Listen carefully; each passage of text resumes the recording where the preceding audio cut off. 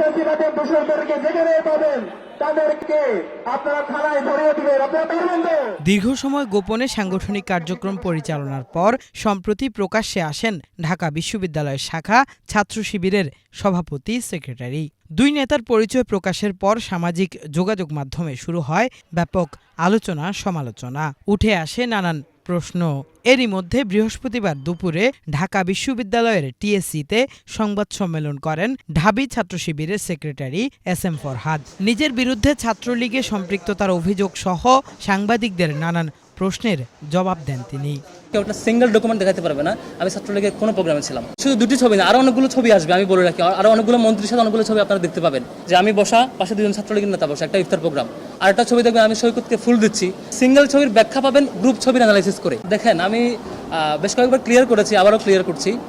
সাধারণত ছাত্রলীগের একটা কমিটিতে দেওয়ার যে স্টাইল, সেখানে প্রথম মেন কমিটি হওয়ার পর থেকে অনেকগুলো প্রোগ্রামে যাইতে হয়। প্রোগ্রামে যাওয়ার পরে এক পর্যায়ে প্রোগ্রামে যেতে যেতে দুইজন সভাপতি বা সেক্রেটারি হয়, একটা ফ্যাকাল্টির বা একটা হলের বা একটা কমিটির। হওয়ার পরে তারা আবার অনেক দিন প্রোগ্রামাদি করার পরে বিভিন্ন জায়গায় ফুল দেয়, এগুলো অ্যাক্টিভিজম করে, নেতার প্রোগ্রামগুলোতে যায়, প্রোটোকল দেয়। দিতে দিতে এক পর্যায়ে ফাইনালি তারা আবার একটা পূর্ণাঙ্গ কমিটি ঘোষণা করে আবারও কিছু প্রোগ্রাম করে। ঠিক আমার যেই ইস্যুটা আসছে ইনস্টিটিউট কেন্দ্রিক আমার ডিপার্টমেন্টে, সেই কেন্দ্রিক টোটাল আমার ডিপার্টমেন্টের লাইফে কোথাও কেউ একটা সিঙ্গেল ডকুমেন্ট দেখাতে পারবে না আমি ছাত্রলীগের কোনো প্রোগ্রামে ছিলাম। তারা অনেকগুলো প্রোগ্রাম অ্যারেঞ্জ করেছে, অনেক জায়গায় অনেকগুলো আয়োজনে গিয়েছে, একই সাথে তারা সিভি আহ্বান করেছে, সিভি দেওয়ার পরে তারা একটা কমিটি দিয়েছে, এরপর অনেকগুলো প্রোগ্রাম করেছে। টোটাল এই কোনো প্রসিডিউরে আমি এঙ্গেজ ছিলাম না। এরপরও কেন এই নামগুলোর প্রশ্ন বা কেন আসছে বা আসে না, এই কোশ্চেনগুলো একান্ত ছাত্রলীগের ব্যাপার, যা আমার মিনিমাম এঙ্গেজমেন্ট না থাকা সত্ত্বেও এই কোয়েশ্চেন করাটা আমার জন্য ভ্যালিড না আর কি। আমি যেটা বলেছি, পদে থাকার জন্য যে ধরনের কন্ডিশনগুলো লাগে, এ ধরনের কোনো অ্যাক্টিভিজম আমি ছিলাম না। এরপরও একটা নাম নিয়ে কোয়েশ্চেন করাটা এটা ছাত্রলীগের জন্য ভ্যালিড, এটা আমার জন্য ভ্যালিড না। ছাত্র শিবিরকে বিগত স্বৈরাচার সরকারের সময়ের সবচেয়ে মজলুম সংগঠন দাবি করে ফরহাদ বলেন, তারা নিজে আত্মগোপনে যায়নি, বরং হত্যা, গুম ও নির্যাতনের মাধ্যমে তাদের জোরপূর্বক আত্মগোপনে পাঠিয়েছে পতিত স্বৈরাচার। ফেসিবাদ যখন সে চিন্তা করলো আওয়ামী লীগ যে আমি ফেসিবাদ কায়েম করবো, তার কাছে দুইটা ব্যারিয়ার মেজর মনে হয়েছে। একটা হচ্ছে সেনাবাহিনী, দেশপ্রেমিক সেনাবাহিনী, সেটাকেই ব্যারিয়ার, হত্যাকাণ্ডের ঘটনা আপনারা জানেন। তারপর ছাত্র শিবিরকে মনে করেছে তারা মেইন ব্যারিয়ার, তারা একটা ওয়েল অর্গানাইজড স্টুডেন্ট অর্গানাইজেশন এবং সবচাইতে জনপ্রিয়, যে কারণে এটাকেই পঙ্গু করতে হবে। কীভাবে করবে? তাদের ফার্স্ট স্ট্র্যাটেজি ছিল যে সকল অফিস বন্ধ করে দাও, কেন্দ্রীয় অফিস থেকে শুরু করে একদম উপশাখা, একদম আমাদের খুব ছোট ইউনিট উপশাখায় পর্যন্ত সকল অফিসগুলোকে তারা বন্ধ করে দিল।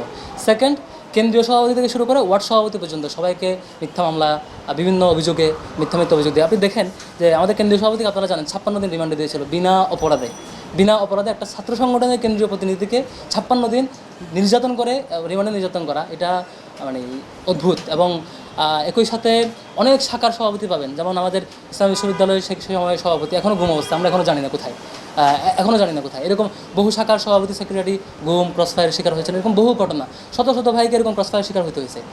এই যে ফেসিবাদের ফার্স্ট স্টাইল ছিল এদেরকে জনগণ থেকে বিচ্ছিন্ন করা।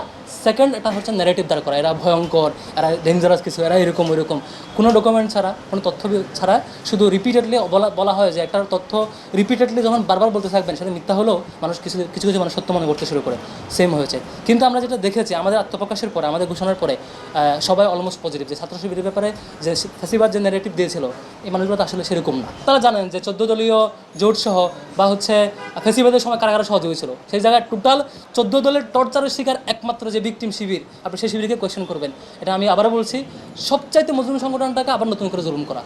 নতুন করে আত্মপ্রকাশের পর থেকে ঢাকা বিশ্ববিদ্যালয় পরিবেশ পরিষদে ছাত্র শিবিরকে নিষিদ্ধের বিষয়টি তুলে ধরছে ছাত্রদল সহ একাধিক ছাত্র সংগঠন। কিন্তু শিবির বলছে বিশ্ববিদ্যালয়ের কাঠামোতে পরিবেশ পরিষদ বলেই কিছু নেই। পরিবেশ পরিষদ নিয়ে খুবই ক্লিয়ার কথা, আমি একটু আগে বলেছি, আবারও বলছি। সেটা হলো বিশ্ববিদ্যালয়ে কোনো কিছুকে অ্যাক্সেস মানে ব্লক করে দেওয়া কিংবা অ্যাক্সেসকে ওপেন করে দেওয়া, এটার অথরিটি 3টা প্ল্যাটফর্মের। Number 1 senate, number 2 syndicate, number 3 হচ্ছে একাডেমিক কাউন্সিল। এই 3টার বাইরে ইউনিভার্সিটি আইন অনুযায়ী কারো ইয়েস আর নো বলার অথরিটি নাই। প্রতিষ্ঠান কোথেকে আসছে আমি জানি না, এটা কেউ বললেই, একটা প্ল্যাটফর্ম করলেই এইটাকে আপনি আইনি অথরিটি দিবেন, এটা মনে হয় আইনের বিপরীত আর কি।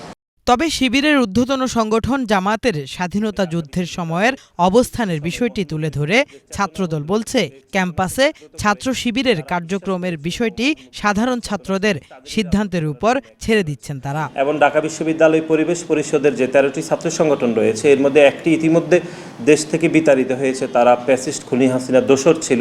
সুতরাং বাকি যে 12টি ছাত্র সংগঠন রয়েছে তাদের যেরকম পূর্ণ অধিকার রয়েছে বিশ্ববিদ্যালয়ের শিক্ষার্থীদের নিয়ে, বিশ্ববিদ্যালয়ের শিক্ষার্থীদের রাজনীতি নিয়ে কথা বলার। সুতরাং একই সাথে বাকি যে ছাত্র সংগঠনের বিষয়ে বললেন, সেটির বিষয়ে ঢাকা বিশ্ববিদ্যালয়ের শিক্ষার্থীরা আসলে পূর্ণ সিদ্ধান্ত গ্রহণ করবে তাদের রাজনীতিটি ঢাকা বিশ্ববিদ্যালয় ক্যাম্পাসে শিক্ষার্থীরা মেনে নেবে নাকি মেনে নেবে না।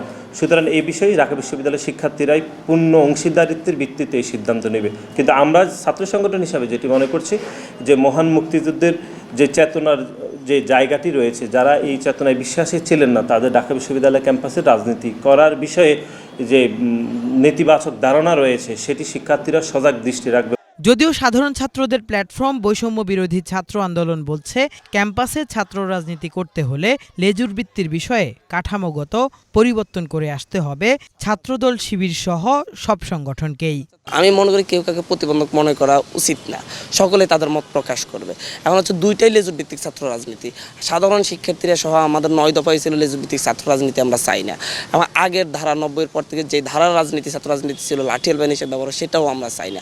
দুইটা দলকেই পরিশুদ্ধ হয়ে রাজনীতিতে আসতে হবে এবং হচ্ছে সেটা সাধারণ শিক্ষার্থীদের জন্য, তার দলের জন্য না। পরিবেশ সংসদের নাম বিক্রি করে করে প্রায় 35টা বছরে মানে হচ্ছে বলতে গেলে হচ্ছে দেওয়া হয়নি, ডাকসু নির্বাচন দেওয়া হয়নি। বলতেছে পরিবেশ সংসদ তো আছে, সব দলের প্রতিনিধি আছে, পরিবেশ সংসদটাই তো অকার্যকর এবং এটা কেন থাকবে? এটা তো ডাকসুর চাইতে উপরে কিছু হইতে পারে না। আমি মনে করি এটা বিলুপ্ত ঘোষণা করা উচিত পরিবেশ সংসদ। ডাকসুর মাধ্যমে ছাত্র প্রতিনিধি নির্বাচন দিতে হবে এবং তাদের সাথেই বিশ্ববিদ্যালয় প্রশাসন আলোচনা করবে।